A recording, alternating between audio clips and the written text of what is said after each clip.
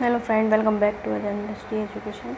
आज की वीडियो में हम गति के बारे में डिस्कस करेंगे। सबसे पहले है हमारा अदिश व सदिश राशियाँ, स्केलर एंड वेक्टर क्वांटिटीज़। भौतिक राशियाँ दो प्रकार की होती हैं, सदिश तथा अदिश। सदिश और अदिश राशि को स्केलर तथा सदिश राशि को वेक्टर राशि कहते हैं। अदिश राशियाँ क्या होती हैं? जिन भौतिक राशियों को व्यक्त करने के लिए केवल परिमाण मैग्नीट्यूड की आवश्यकता होती है, दिशा की नहीं, उन्हें सदिश राशियाँ कहते हैं।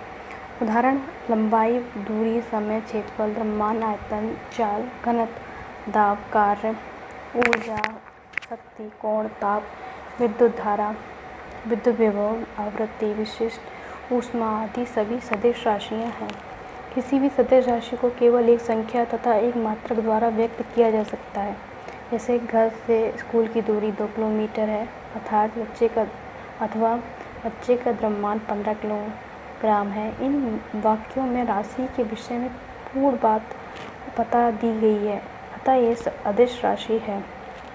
अदिश राशियों को गणित के साधारण नियमों के अनुसार जोड़ा, घटाया, गुणा तथा भाग किया जा सकता है। सेकंड है हमारा सदिश राशियाँ, जिन भौतिक राशियों को व्यक्त करने के लिए परिमाण एवं दिशा दोनों की आवश्यकता होती है, उन्हें सदिश राशियाँ कहते हैं। उदाहरण है हमारे विस्थापन, वेग, त्वरण, बल, संवेग, बल, आघूर्ण, आवेग, भार, विद्युत क्षेत्र आदि सदिश राशियाँ हैं। किसी भी सदिश राशि को पूर्ण रूप से व्यक्त करने के लिए उस राशि के परिमाण के साथ साथ उसकी दिशा किसी भी राशि को पूर्ण रूप से व्यक्त करने के लिए उस राशि के परिमाण के साथ साथ उसकी दिशा का उल्लेख करना भी आवश्यक है। यदि हम अपने मित्र को यह कहें कि इस दरवाजे को बंद करने के लिए 20 न्यूटन का बल लगाओ, तो यह कथन अपूर्ण है। इसके लिए हमें कहना चाहिए कि इस दरवाजे को बंद करने के लिए 20 न्यूटन का बल अंदर की ओर लगाओ। अतः यह सदिश राशि है। सदिश राशियों को गणित के साधारण नियमों द्वारा जोड़ा या घटाया या गुणा नहीं किया जा सकता। आगे हम इसका ग्राफीय निरूपण देखेंगे। ग्राफियल रिप्रेजेंटेशन। ग्राफीय निरूपण, ग्राफिकल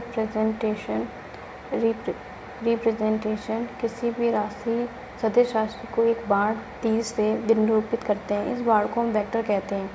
बाण की लंबाई उस राशि के परिमाण को तथा उसके नोक वर्ग इस राशि को दिशा को प्रदर्शित करता है।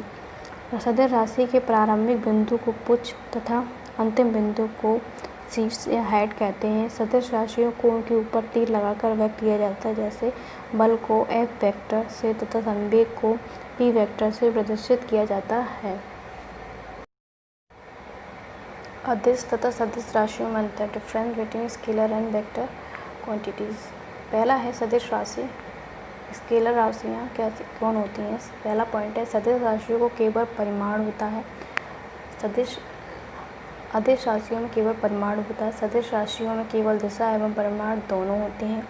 सेकंड पॉइंट है, अदिश राशियों को गणित के साधारण नियमों द्वारा जोड़ा या घटाया जा सकता है।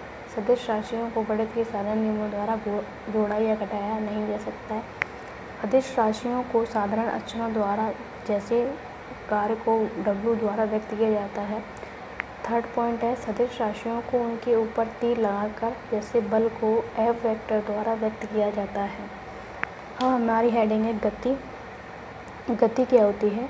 हाँ, अपने चारों घूमती हुई वस्तु को देखते हैं। उनमें कुछ तो एक स्थान से दूसरे स्थान की ओर चलती हैं, जैसे कार सड़क पर चलती है तथा हवाई जहाज एक शहर से दूसरे शहर की ओर उड़ता है।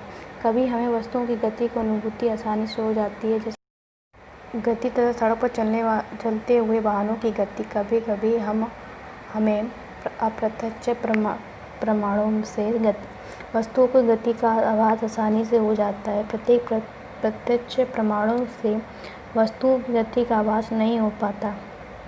जैसे वायु की गति का आभास हमें हल्की वस्तुओं जैसे धूल का आवाज़ तथा पेड़ों की टहनियों के हिलने से होता है। अतः यदि कोई वस्तु समय के साथ अपनी स्थिति बदलती है, तब समय के साथ उसकी स्थिति में परिवर्तन ही गति कहलाता है। पहला पॉइंट है हमारा गति की सापेक्षता। विराम एवं गति सापेक्षिक रिलेटिव शब्द है।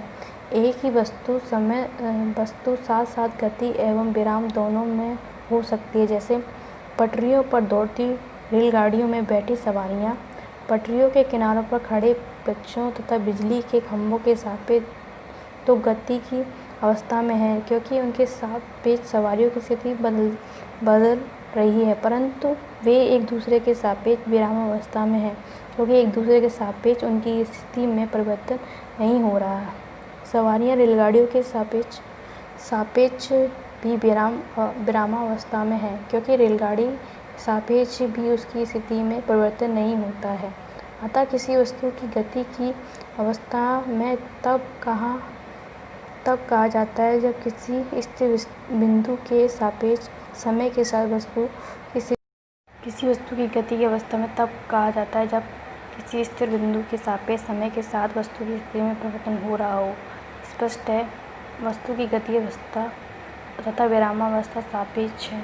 वस्तु की गतिज अवस्था अथवा विरामावस्था ज्ञात करने के लिए निश्चित स्थिर बिंदु होना चाहिए, परंतु ब्रह्मांड में कोई वस्तु स्थिर नहीं है। यदि पृथ्वी पर कोई वस्तु रखी तो वह वस्तु के सापेक्ष तो विरामावस्था में होगी, परंतु अंतरिक्ष में देखने पर गति की अवस्था में होगी, क्योंकि पृथ्वी सूर्य के चारों ओर घूम रही है तथा अपनी अक्ष पर भी भ्रमण कर रही है। वास्तव में कोई वस्तु निरपेक्ष विश्राम या एब्सोल्यूट रेस्ट की अवस्था में नहीं रह सकती। अगली पॉइंट है हमारा विराम एवं गति अवस्था, रेस्ट एंड मोशन स्टेज। विरामावस्था, रेस्ट स्टेज। यदि किसी वस्तु की स्थिति में समय के साथ साथ कोई परिवर्तन नहीं होता है तो वस्तु विरामावस्था में कहलाती है, जैसे मेज पर रखी हुई वस्तु, पृथ्वी पर खड़े पेड़ पौधे तथा बिजली के खंभे आदि। अगली हेडिंग है हमारी गति अवस्था। यदि किसी वस्तु की स्थिति में समय के साथ साथ परिवर्तन हो रहा हो तो वह वस्तु गति की अवस्था में कहलाती है, जैसे सड़क पर दौड़ती मोटरसाइकिल, वायु में उड़ता वायुयान तथा नदी में चलती हुई नाव आदि। गति के प्रकार, टाइप्स ऑफ मोशन। गति कई प्रकार की होती है, रेखीय अथवा स्थानांतरित गति, लीनियर तथा ट्रांसलेटरी मोशन। यदि कोई गतिमान वस्तु एक सीधी रेखा में चलती है अथवा गति करती है तो उसे रेखीय अथवा स्थानांतरित गति कहते हैं, जैसे चलती हुई कार, पेड़ में से गिरता हुआ फल आदि। सेकंड है हमारा अनियमित गति, रैंडम मोशन। यदि कोई गतिमान वस्तु अपनी दिशा निरंतर बदलती रहती है तो वह वस्तु को अनियमित गति कहते हैं, जैसे फूलों पर मंडराने वाले तितलियों की गति आदि। थर्ड पॉइंट है दोलन अथवा कंपन गति, ऑसिलेटरी एंड वाइब्रेटरी मोशन। यदि कोई गतिमान वस्तु अपने मार्ग में किसी नियत बिंदु से इधर उधर अथवा ऊपर नीचे